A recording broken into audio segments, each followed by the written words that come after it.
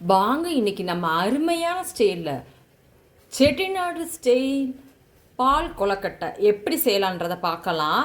நான் இங்கே ஒரு 2 கப்பு அளவுக்கு பச்சரிசி மாவு எடுத்து வச்சுருக்கேன்.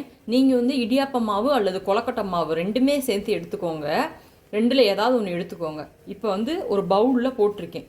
இதுக்கு வந்து கொஞ்சமாக உப்பு நான் சேர்த்துக்கிறேன். சேர்த்துட்டு இங்கே வந்து என்னடா கிளார் அடிக்குதுன்னு பார்க்காதீங்க, நல்லா தபன்னு கொதிக்குது தண்ணி. இப்போ இந்த தண்ணியை கொஞ்சம் கொஞ்சமாக அந்த மாவில் சேர்த்து கலந்து ஒரு உருண்டைகளாக பிசைஞ்சுக்கணும். நல்லா கொதிக்கிற தண்ணி தான் ஊற்றணும். வெதுன்னு தண்ணி ஊற்றக்கூடாது. அதே போல் ரொம்ப திக்காகவும் இருக்கக்கூடாது, ரொம்ப கொலன்னு இருக்கக்கூடாது. உடனே கையை நீங்கள் வாட்டுக்கு போட்டுறாதீங்க, கை வெந்து போயிடும். உப்பு நான் இதிலே சேர்த்துக்கிட்டேன்.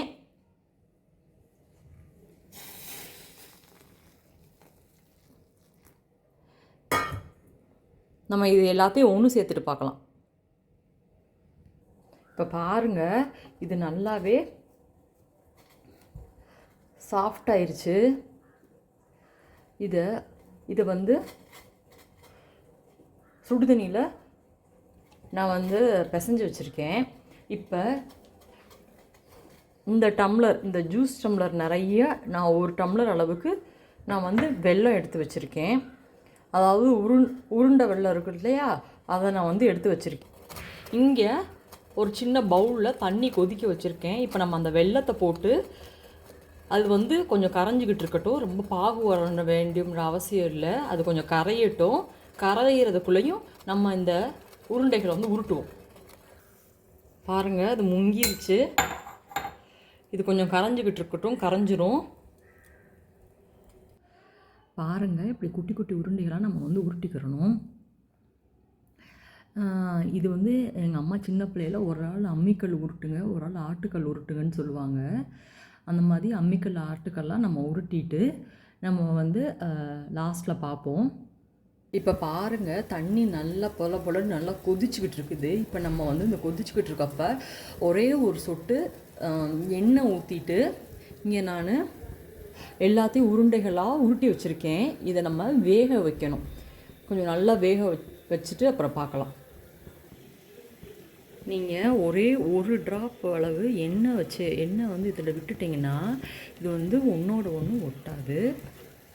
இப்போ நல்லா தண்ணி கொதிக்குது. நம்ம ஏற்கனவே நம்ம மாவில் வந்து கொலக்கட்டை மாவில் வந்து உப்பு சேர்த்துருக்கோம், அதனால் உப்பு தேவையில்லை. இது வந்து நான் இப்படியே சேர்த்துக்கிறேன்.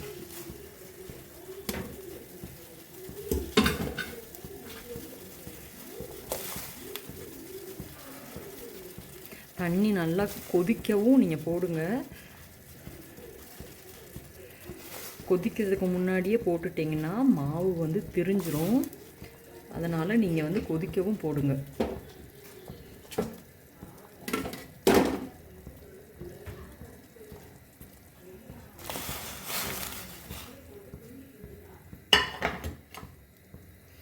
இப்போ நல்லா வேகட்டும். வெந்த பிறகு நம்ம பார்க்கலாம். பாருங்கள், நான் எல்லா கொலக்கட்டையுமே போட்டுட்டேன். நீங்கள் வந்து அரை இதுக்கு வந்து இப்படி மூடி வைங்க. மூடி வச்சுட்டு இதில் வந்து நம்ம வந்து நான் வந்து ஒரு அரை முடி தேங்காய் எடுத்து மிக்ஸி ஜாரில் வந்து ஒரு அரை முடி தேங்காய் எடுத்துட்டு தேங்காய், ஏலக்காய் ஒரு அரை முடி, இவ்வளோ முடி போதும். தேங்காய், ஏலக்காய் இது ரெண்டையும் பால் எடுத்துகிட்டு 1வது பால் 2வது பால் எல்லாம் எடுத்துகிட்டு வந்து பார்ப்போம். நீங்கள் அரை முடிக்க மூடுங்க. ஃபுல்லாக மூடிட்டிங்கன்னா பொங்கி தட்டிடும். அரை முடிக்க மூடுங்க. பாருங்கள், இப்போ நம்ம கொலக்கட்டையெல்லாம் நல்லா சாஃப்டாக தொட்டு பார்க்கவே நல்லா சாஃப்டாக இருக்குது. இப்போ வந்து இது வெந்துருச்சு. இதில் வந்து நாம் வந்து வெல்லம் ஏற்கனவே நம்ம வச்சுருக்கோம்ல, வெள்ளைப்பாகு, இந்த வெள்ளைப்பாகை தூக்கி இதில் ஃபஸ்ட்டு நம்ம ஆட் பண்ணிக்கிடுவோம். பாருங்கள், எந்த டம்ளரில் நம்ம வந்து வெள்ளை எடுத்தோமோ அதே டம்ளரில் நம்ம வடிகட்டியிருக்கோம். இந்த வடிகட்டின வெள்ளைப்பாகை இந்த கொலக்கட்டையோடு சேர்த்து நம்ம மிக்ஸ் பண்ணிக்கலாம்.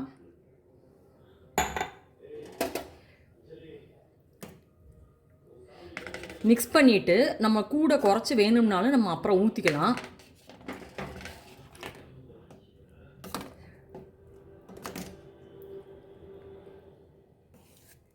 நம்ம வந்து ரொம்ப கிண்டிலாம் விடக்கூடாது, லைட்டாக அப்படி கிண்டணும்.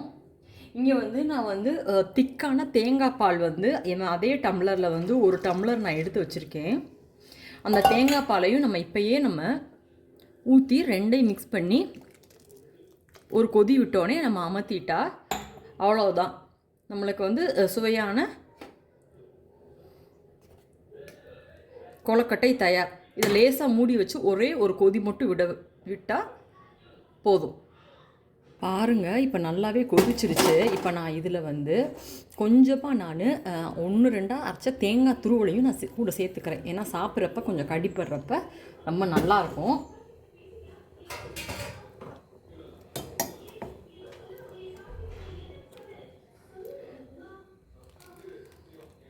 பாருங்கள், இது வந்து நீங்கள் கொஞ்சம் நல்லா திக்காயிட்டும் நீங்கள் வந்து சாப்பிட்லாம், ரொம்ப நல்லாயிருக்கும்.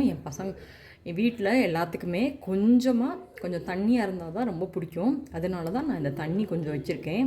ஏன்னா எங்கள் வீட்டில் எல்லாத்துக்குமே சளி பிடிச்சிருக்குது. இதோடு சேர்த்து 2 சுக்கும் 2 ஏலக்காவும் சேர்த்து அந்த தேங்காய் அரைக்கிறப்பே நான் அரைச்சிட்டேன்.